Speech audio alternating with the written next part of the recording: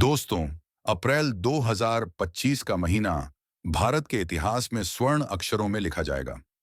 इस साल भारत ने एक ऐसी जबरदस्त छलांग मारी है जिसने न केवल वैज्ञानिक दुनिया को चौंका दिया, बल्कि दुश्मनों के खेमे में भी हलचल मचा दी है।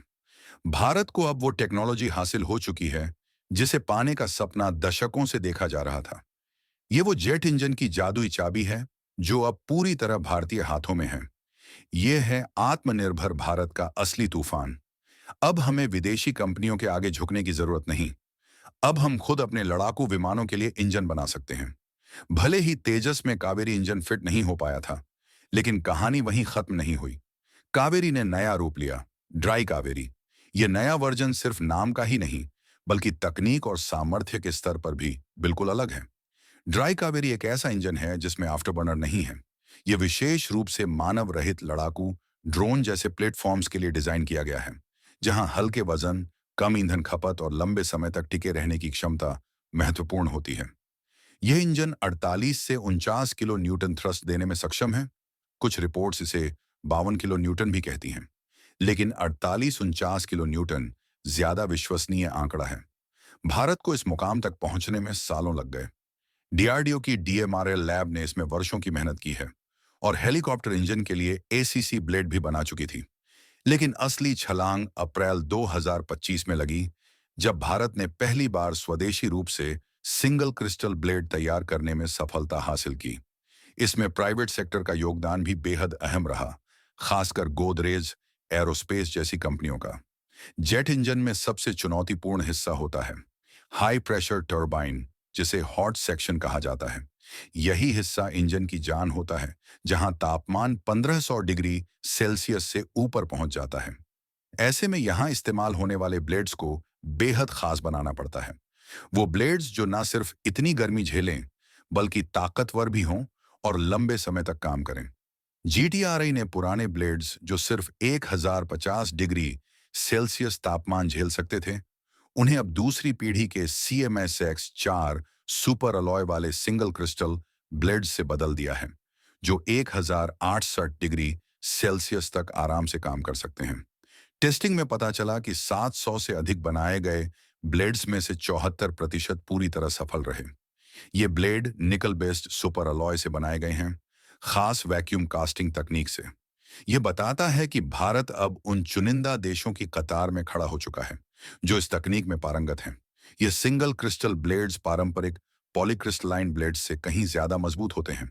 जहां पुराने ब्लेड्स में कई क्रिस्टल ग्रेन होते हैं जिनकी सीमाओं पर दरारें आती थीं और ताप में जंग लगती थी, वहीं सिंगल क्रिस्टल ब्लेड्स में कोई जॉइंट, कोई कमजोरी नहीं होती। यही कारण है कि यह ज्यादा तापमान और दबाव में भी टिके रहते हैं। 1986 में जब डीआरडीओ की लैब जीटीआरआई को स्वदेशी फाइटर जेट इंजन बनाने की जिम्मेदारी दी गई, तब से ही भारत इस चुनौती से जूझ रहा है। कावेरी इंजन का लक्ष्य था 90 से 95 किलो न्यूटन थ्रस्ट देना, लेकिन समस्याएं बहुत थीं। फंड्स की कमी, टेस्टिंग सुविधाओं की कमी और रूस जैसी बाहरी मदद पर निर्भरता। 1998 में पोखरण परमाणु परीक्षण के बाद अमेरिका ने बैन लगा दिए, जिससे टेक्नोलॉजी ट्रांसफर रुक गया। इसके बाद कावेरी प्रोग्राम धीमा पड़ गया। डिजाइन में कमजोरियां, मटेरियल टेक्नोलॉजी की चुनौतियां और आफ्टर बर्नर के खराब प्रदर्शन ने इस इंजन की संभावनाओं को चोट पहुंचाई। कावेरी का वजन बढ़ गया, थ्रस्ट कम रह गया। आफ्टर बर्नर के साथ सिर्फ 70.4 केन थ्रस्ट, जो बाद में 81 केन तक पहुंचा, जबकि जरूरत थी 90 प्लस की। 2014 तक यह स्पष्ट हो गया कि तेजस को उड़ाने के लिए कावेरी इंजन पर निर्भर नहीं रहा जा सकता। मजबूरी में भारत को अमेरिका से GEF 414 इंजन मंगाने पड़े और 2023 तक इस पर 2,800 करोड़ से ज्यादा खर्च हो चुके थे। दुनिया ने कहा भारत फेल हो गया, लेकिन भारत ने हार नहीं मानी। GTRE और DRDO ने इंजन के कोर पर काम जारी रखा। इस लंबे संघर्ष ने भारत को material science, thermal management, component designing और एयर फ्लो डायनामिक्स में गहरा अनुभव दिया। इसी अनुभव और जिद ने जन्म दिया ड्राई कावेरी जैसे आत्मनिर्भर समाधान को। अब जब सिंगल क्रिस्टल ब्लेड भारत में ही बनने लगे हैं और उनका सफल परीक्षण भी हो गया है, तो यह न केवल कावेरी को नया जीवन देगा, बल्कि भविष्य के एमका जैसे स्टील्थ फाइटर, यूसीएवी और अन्य एडवांस प्लेटफॉर्म्स के लिए इंजन निर्माण का रास्ता खोल देगा। अप्रैल 2025 की यह छलांग भारत को उस टेक्नोलॉजी क्लब में शामिल कर चुकी है जिसमें अब तक सिर्फ अमेरिका, फ्रांस, ब्रिटेन, रूस और चीन जैसे देश थे। यह सिर्फ एक वैज्ञानिक कामयाबी नहीं, बल्कि भारत की रणनीतिक और तकनीकी आजादी की घोषणा है। और जब देश के सामने पाकिस्तान जैसी चुनौतियां खड़ी हों और दुनिया की ताकतें भारत की ओर हैरानी से देख रही हों, तब इस तरह की तकनीकी छलांग भारत को एक निर्णायक बढ़त देती है। ड्राई कावेरी और सिंगल क्रिस्टल ब्लेड्स ये अब भारत की नेक्स्ट जनरेशन की रक्षा क्रांति की नींव बन चुके हैं। अब भारत भी इस टेक्नोलॉजी की कुर्सी पर बैठ चुका है। पहले जहां हम GF404 जैसे इंजन के लिए अमेरिका की तरफ देखते थे, अब हम अपनी जरूरत का इंजन खुद बना सकते हैं। अब हमारा फोकस सिर्फ लड़ाकू विमान उड़ाने पर नहीं है, बल्कि उनको अंदर से दमदार बनाने पर भी है। CMS4 super alloy, single crystal blade, vacuum casting, turbine entry temperature, ये कोई मामूली शब्द नहीं है। ये हैं उस आत्मनिर्भरता के पायदान जिन पर चढ़कर भारत अब एविएशन सुपर पावर बनने की राह पर है। और सबसे बड़ी बात, यह सिर्फ शुरुआत है। अगला पड़ाव फुल बर्निंग कावेरी, वो वर्जन जो तेजस, MK2, MK और TDBF जैसे नए फाइटर जेट्स को उड़ाएगा। और जब यही टेक्नोलॉजी भारत में पूरी तरह मैच्योर हो जाएगी, तो फिर भारत अपने इंजन खुद बनाएगा, दूसरों को बेचेगा और गेम को अपने हिसाब से खेलेगा। अब वो इंजन जो कभी दुनिया के सामने हमारी कमजोरी माना जाता था, अब हमारा सबसे बड़ा गेम चेंजर बनने जा रहा है। ये ड्रोन सिर्फ सर्विलांस नहीं करेगा, बल्कि दुश्मन के इलाके में घुसकर हमला भी करेगा। और सबसे खास बात, ये होगा पूरी तरह स्वदेशी।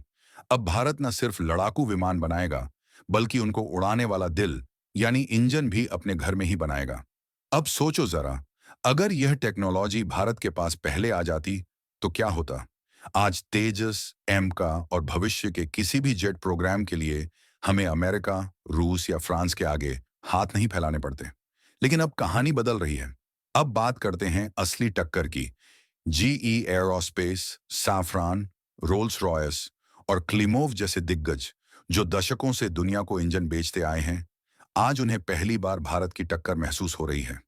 और वजह है भारत की वह नई सोच जो कहती है, इंपोर्ट नहीं, एक्सपोर्ट करेंगे, कॉपी नहीं, इनोवेट करेंगे और पीछे नहीं, आगे बढ़ेंगे।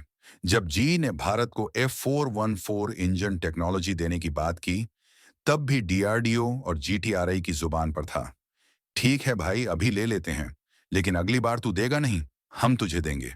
यही तो है आत्मनिर्भर भारत की असली परिभाषा। अब बात करें एम का प्रोजेक्ट की, जो भारत का 5th जनरेशन स्टील्थ फाइटर है। पहले इसको लेकर सबसे बड़ा सवाल यही था, इंजन कौन देगा? लेकिन अब जवाब साफ है, भारत खुद देगा। अब सोचो, जब भारत खुद अपने ड्रोन, अपने जेट, अपने बम वर्षक और अब अपने इंजन बना लेगा, तो कौन बचेगा मुकाबला करने के लिए? तब भारत की ताकत सिर्फ जमीन पर नहीं, बल्कि हवा में भी सबसे ऊपर होगी। फिलहाल इस वीडियो में इतना ही, जल्द ही मिलते हैं एक और बेहतरीन वीडियो के साथ। जय हिंद, जय भारत।